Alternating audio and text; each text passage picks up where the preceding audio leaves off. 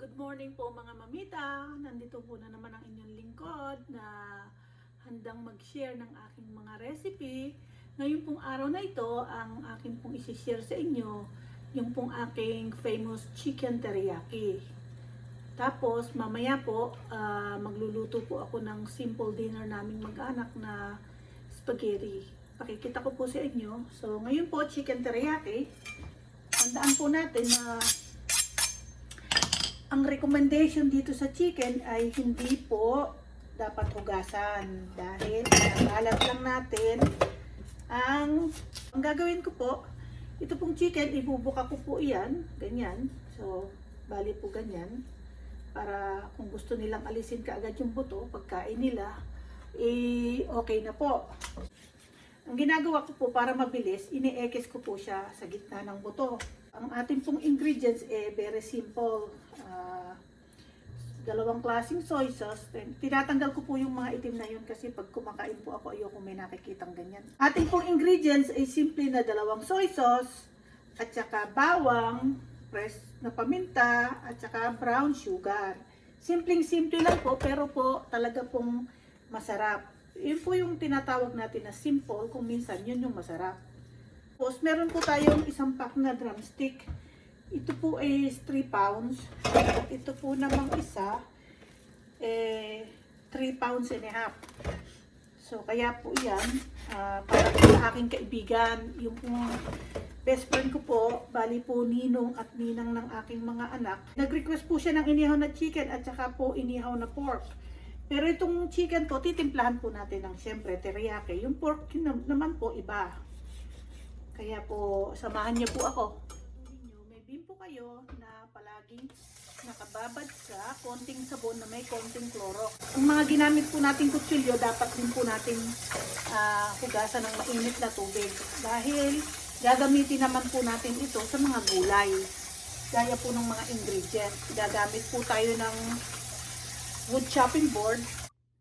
Dahil po sa gagamitin natin itong wood chopping board, kailangan po ay ating malinis ang kutsilyo para po hindi kung ano man yung hawakan na nasalat ng kutsilyo dito, hindi po masasalat ng ating wood chopping board. Hindi po dapat ginagamit ito. So ngayon po, pakikita ko sa inyo, ang ginamit ko po para po siyang dayap sa atin. Ang tawag po dito is key lime. Key lime.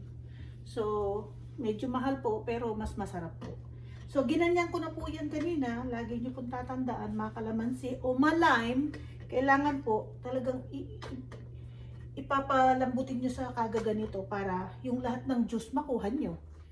Tapos, pipigain po natin to mamaya pagkatapos na ng mga bawang. Dahil po, kailangan natin na lamasin mabuti. Kung lalamasin na natin yan ngayong lime, maghuhugas na naman tayong kamay. Tapos, mamaya, lamasin na naman ng bawang. So, pag-iisahing lamas ko na lang po. Ang gagamitin nyo po dun sa aking almost 4 pounds, yung isang buo pong bawang na marami. Para po masarap, malasa. Sabi nga po, mabawang, mas malasa. So, ngayon po, ito po ang ating meat tenderizer. Gagamitin po natin to ng malakas. Oops, yun po, may tumalon. Ganyan po. Para hindi na po kayo magdikdik kasi ito. Pagka pinukpok nyo, ganyan ang itsura. O pagka nilamas nyo po yan, magkakras-kras na po yan sa kamay ninyo mamaya. At saka huwag po kayong matakot na kasama ang balat. Dahil sa pagluto po natin, hindi naman po makakasama yan. Yung iba nga po talaga, yung mga Chinese, pag nagluluto, nagpapakulo ng mga chicken nila o yung mga sweet pork nila na steam, talaga pong buong bawang. Pakikita ko po sa inyo mamaya kung paano. So, ito po yung ating bawang. Nakita nyo po, talaga pong dikdik sa isang hampas lang nitong meat tenderizer. Yan na po ang bawang. Lalagyan po natin siya ngayon ng paminta. Kailangan po talagang freshly ground. Ayan po.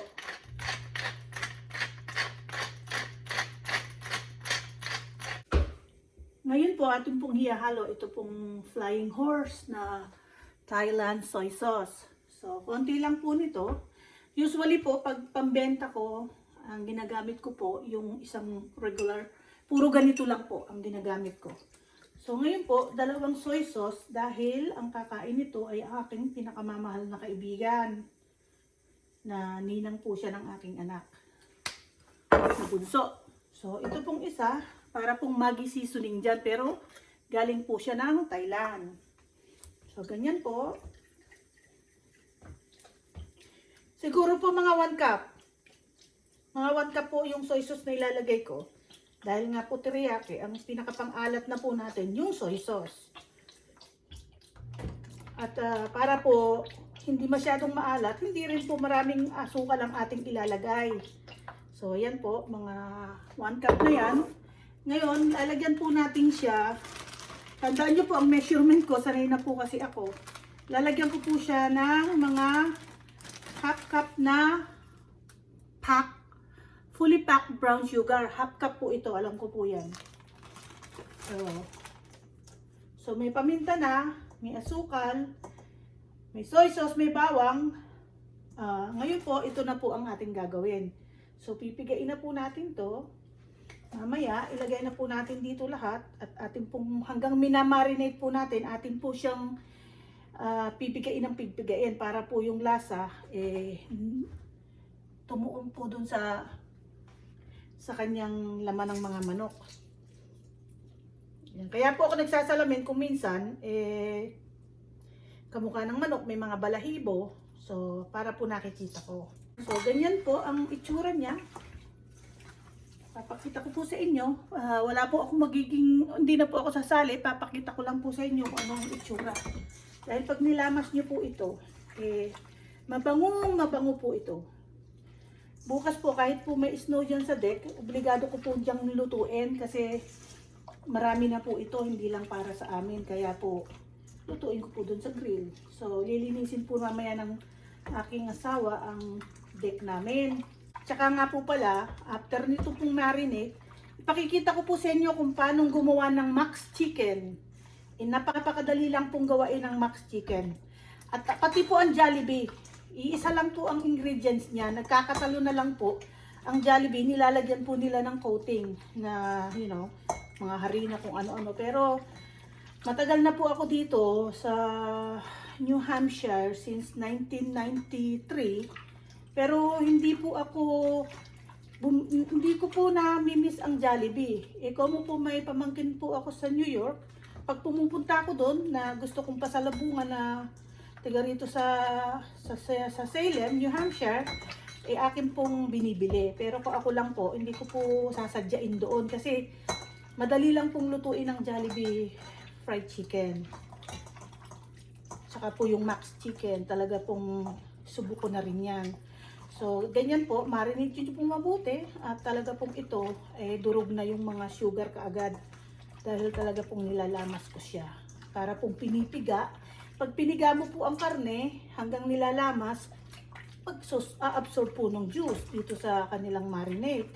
Barbecue, hindi pag nilagay nyo yung ingredients, isang halo lang nandyan na. Hindi po. Kailangan po, halo kayo ng halo. Ganyan po. At saka, kamukha ng sinabi ko, kamukha nito, naka-butterfly siya. So, kung ang isang tao nalalakihan, pwedeng putulin dito na 2 tao kakain. Kasi kung may handaan naman po, hindi lang naman po ito yung pakakain natin. At kaya po, pwede pong hatiin. So ngayon po, ilalagay po natin dito to. At nakita nyo naman po, at hindi na siya mukhang chicken, brown na po ang itsura niya. Dahil linalo po natin ng mabuti. Ganyan po. Kung wala po kayong makitang naki-lime, kahit po lime, hindi po ako gumagamit hanggat maaari na pang-marinate ng mga lemon. Kasi mas masarap po yung lime. Dahil po, kasi po yung amoy nito, meron po siyang kakaibang amoy kaysa po sa lemon. So, napupunta rin po yun sa extra flavoring. So, ayan po. Tapos na po tayo sa ating marinating ng chicken teriyaki ala mamita. Very simple lang po ang aking wala pong hidden. Bawang, paminta, brown sugar, key lime, at saka po yung Maggi soy sauce, tsaka po yung Flying Horse soy sauce. Mabibili po yan sa mga local grocery. Kung meron po kayong Asian aisle. Yan po yung pinakamasarap na soy sauce. Hindi ko na po babanggitin kung ano po yung, pero mas masarap po siya sa soy sauce sa Pilipinas.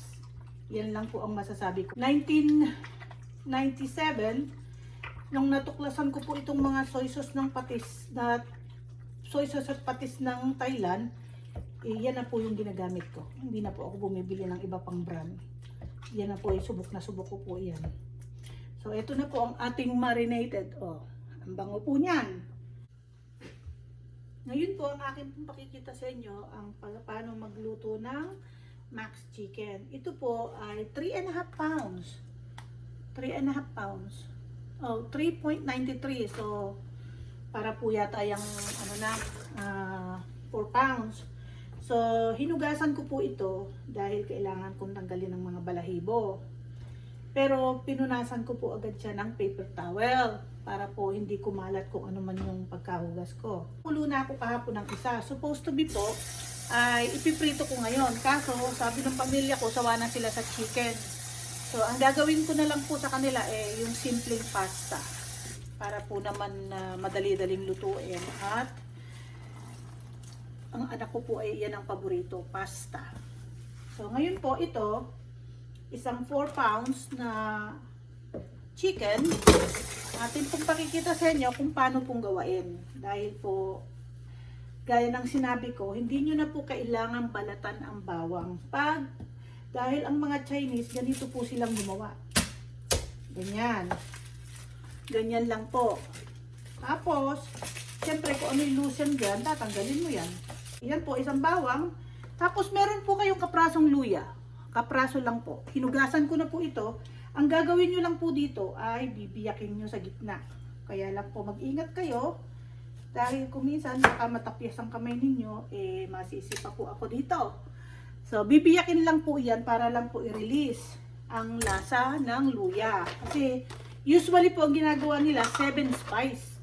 Tapos po, mga sabihin nyo na 3 na star anise. 3 lang po. Yan, ganyan. Tapos po, lalagyan nyo po ito ng isang kutsara na whole pepper doon po sa tubig. Tapos, lalagyan nyo rin po ng mga 1 tablespoon na salt. At 1 tablespoon na brown sugar. Tapos po, konting patak lang po ng soy sauce para po hindi maputi ang ating manok. So ngayon po, iyan po lahat na yan, gaya ng sinabi ko, nagluto po ako kahapon, isinave ko po yung kanyang pinagpakuluan para po pakita sa inyo. Ito po ang ating pinagpakuluan kahapon. So iintayin lang po natin siyang kumulo bago po natin ihulog ang manok. Tandaan nyo po, pag magluluto po kayo ng manok at ano bang pong karne na may sabaw, pakukuluin nyo po palagi ang tubig dahil po para hindi na po siya dudugo.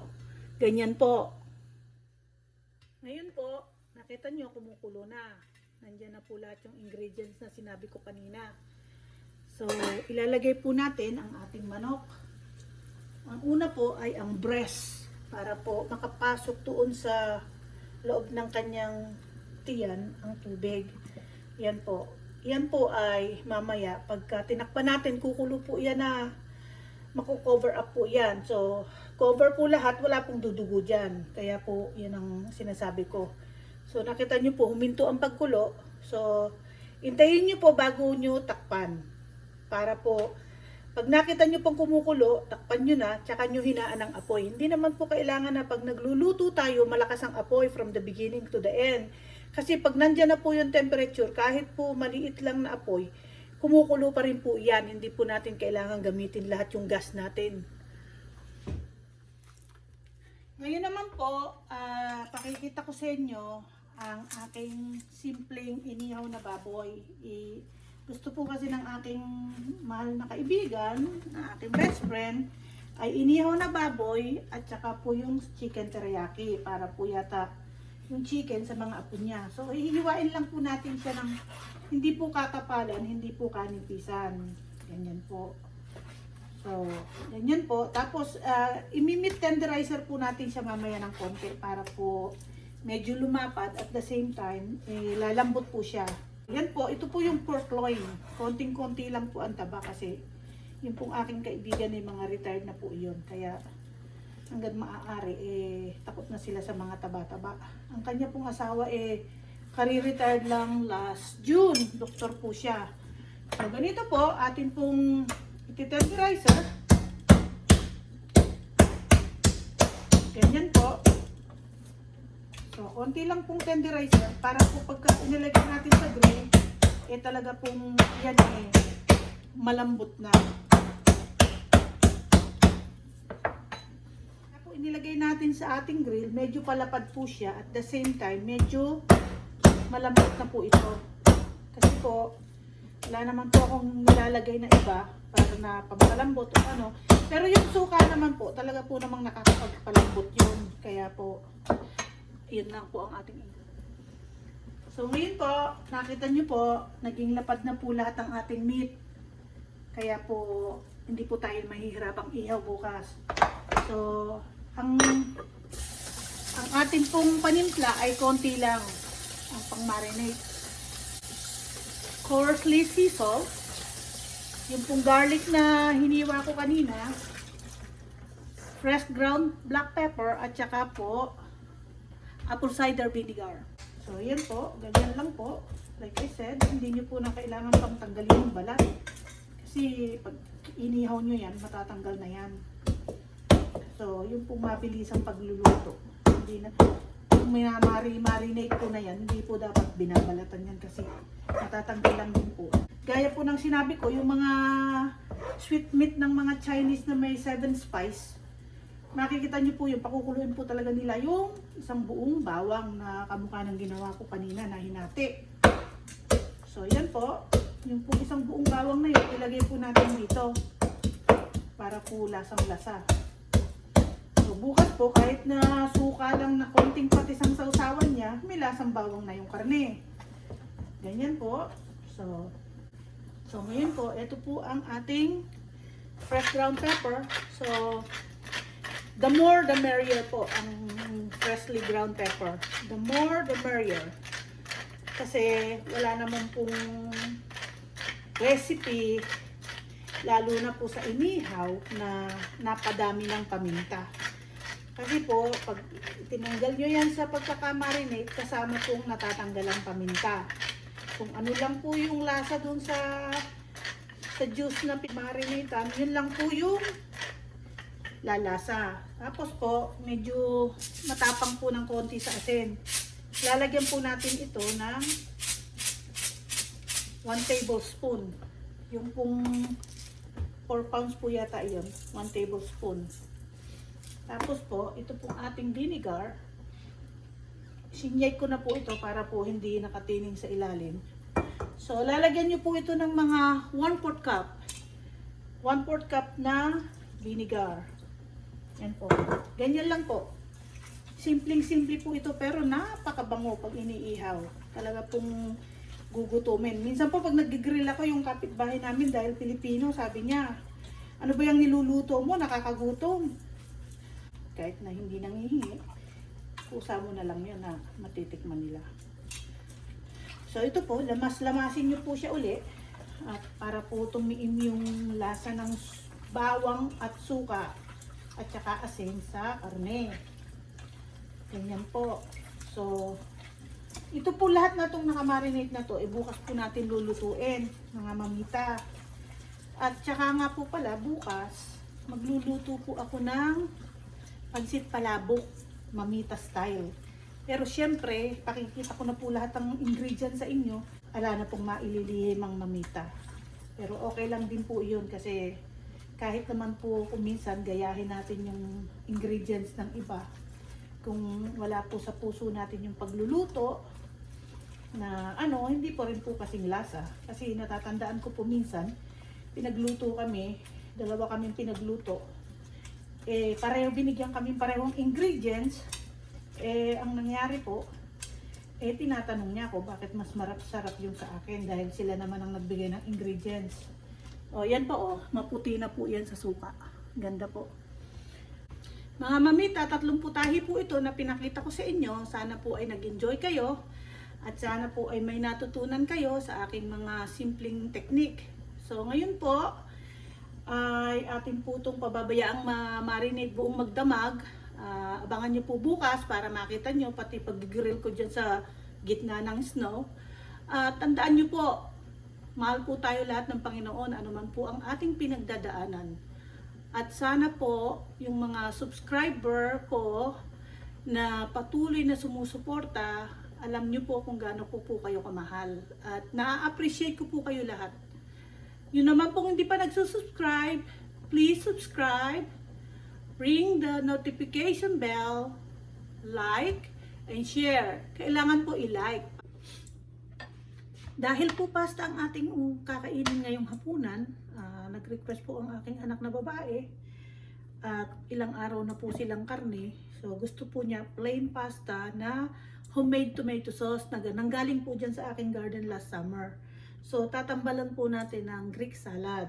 So marami po siguro sa inyo na nakakaalam na kung paano gumawa ng Greek salad. Pero baka po may ibang idea kayo at meron din po ako na maaring makuha ninyo, maaring magustuhan ninyo. So wala pong masama na i-share ko kahit na alam na nyo. So ito po binalatan natin. Tapos po hihiwain natin sa gitna. Kasi po usually ayaw ko po nung may buto dahil nakakadagdag po ng sabaw. So kung makikita nyo po, ang kalahati, hindi po talaga buto. Nandito lang sa kalahati. Ito lang pong kalahati na to ang ating tatanggalin. Ganyan po, oh. Ganyan. Tapos, hihiwain lang po natin siya ng bite size. Siyempre, hindi ko na po pipinuhin dahil para po isang piraso, isang subo. Ayan po. So, oops, may nahulog. Baka matapakan. Mag-ingat po. So, ayan po.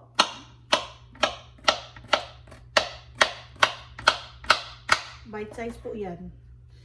Kung gumamit po ako ng kamatis sa Greek salad, ginagamitan ko po yung talagang hinog na. Kasi para po hindi na po tayo yung po bang masyadong hilaw, medyo depende po sa inyo. Tapos tinatanggal ko na rin po yung buto. Acid reflux para pong nakakales na rin yan. Pagka po tinatanggal ko yung buto, yung mga extra juice, yan po, tinatanggal ko po ang buto niyan. Kaya po maganda ay ang hinog na kamatis. Yung po bang tamang-tama na may mangunguya kayo, na makunat-kunat, pero yung hindi yung medyo, kamukha po nito, ito. Hindi ko po gustong ginagamit ang ganyan. Maliban po pag nagprito ako ng isda at nasawsawan. Yan po ginagamit ko. So, ito po, iniwa natin ng bite size. Ang mga tomato, ganyan po. Ganyan. Isusunod po natin, ito pong nabibili sa local market na yung Greek olives po, na may timpla na rin po siya. Na parang may olive oil po, tsaka konting olive oil po, at tsaka po konting oregano. So, kalahati po nito ilalagay ko kasi po kahit madami to na hindi mauubos ngayon, so bukas po tanghalian nila salad ang aking pong mister at ang aking pong anak na babae. Ngayon po ito pong feta cheese, kahit po nakalubog yan sa tubig, tatandaan nyo po, babanlawan nyo po yan ng malamig na tubig, ganyan, dahil kung ano man po yung, kasi ilang araw na po ito yung nakababad sa tubig, so kung ano man po yan babanlawan. So, hindi ko po ito lalagyan ng maraming cheese. Mga kalahati lang, less kalahati po ng container kung binili. Mga siguro po, not even 1/4 pound. Ganyan po. So, ganyan. Tapos po, lalagyan natin ng konting asin. Konti lang po dahil po tandaan natin, yung pong olives, meron na pong timpla at yung feta cheese po, medyo maalat po yan. So, lalagyan po natin yan ng pinch of salt. Tapos po, marami pong olive oil. Yan, marami po yung olive oil. Tapos po, tuyuin nyo po ang inyong kamay. Oregano. Ito pong dried oregano na to. Maglagay po kayo ng konti sa kamay nyo. Ganyan po. Tapos po, gaganituhin nyo para po madurog. Ayan. Durog po siya, hindi po yung parang pag nakumuyan nyo medyo tigas-tigas. Tapos po, lalagyan ko po iyan ng kalahating lemon. Tandaan nyo po, ito pong lemon na to, kaya ko kakalahatiin, yung walang buto po. Hindi po yung kamukha nung ginawit ko. Konti lang po kailangan natin para po ito matabi. Kung bubutasan ko kamukha nung isang araw sa dulo, pangit na pong tingnan. Ito po, konti lang naman kailangan natin. Ganyan lang po. Oh. So, yan po ang aming dinner, tsaka po pasta. Nakikita nyo po, akin po sa inyo pakikita kung gaano siya kasarap. Ngayon pa lang ulam na, sabi na. Ayan po.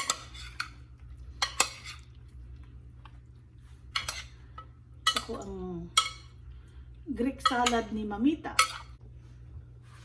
Gaya po ng sinabi ko, ang ating pong dinner ay very simple. Ito po yung sauce kong ginawa last year na galing sa aking garden. Pati mga, lahat po diyan, pati garlic, pati po yung basil. Yan po lahat garlic.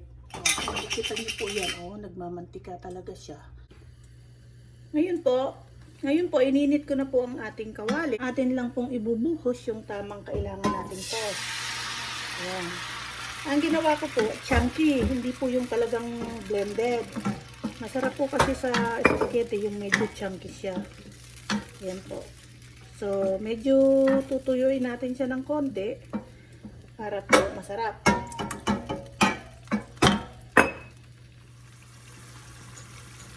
So, nandito na po ang ating sauce. Yung aking pong ginawa last year. Nakikita niyo po yung mga basil na yan at saka hindi ko po tinanggal yung mga balat-balat ng tomato kasi fiber din po naman yan. So, ihulog na po natin ang ating vegetable spaghetti pasta. Ayan. Ang anak ko po, gusto ko po sana walang sauce. Ang anak ko po, gusto niya may sauce. Ayan po. At gusto niya po maraming sauce.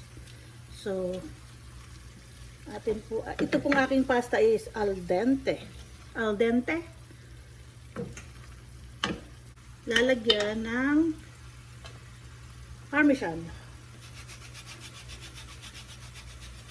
Masarap po yung fresh grated parmesan. Ibang-iba po ang lasa sa nabibili ng ginrate nila dyan sa supermarket. Wala po kaming kakainin kundi ito at salad. Kasi kahapon po medyo very rich. Ako po bumili ng isda at magpiprito ako ng dinner kong isda. At saka pritong talong at saka sasawsaw ko po sa bagaong. Yan po ang aking dinner.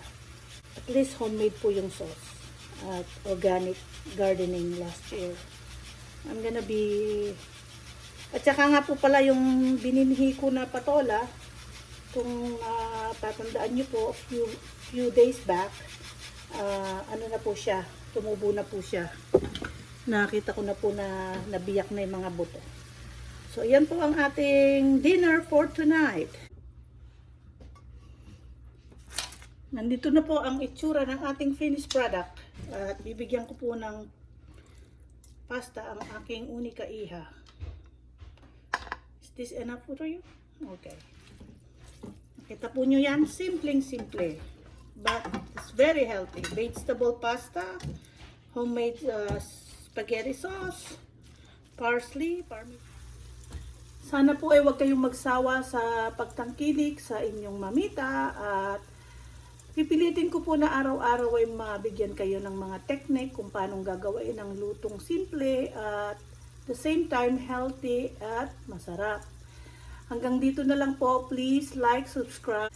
Thank you. Thank you so much. Bye-bye. Marami pong salamat sa inyong walang sawang pagsubaybay sa aking mga video at sana po please like, subscribe, and share. Thank you so much. Goodbye. Palagi niyo pong tandaan, maligaya po ang inyong mamita. Sana po maligaya rin po kayo. Bye-bye. Good day and good night.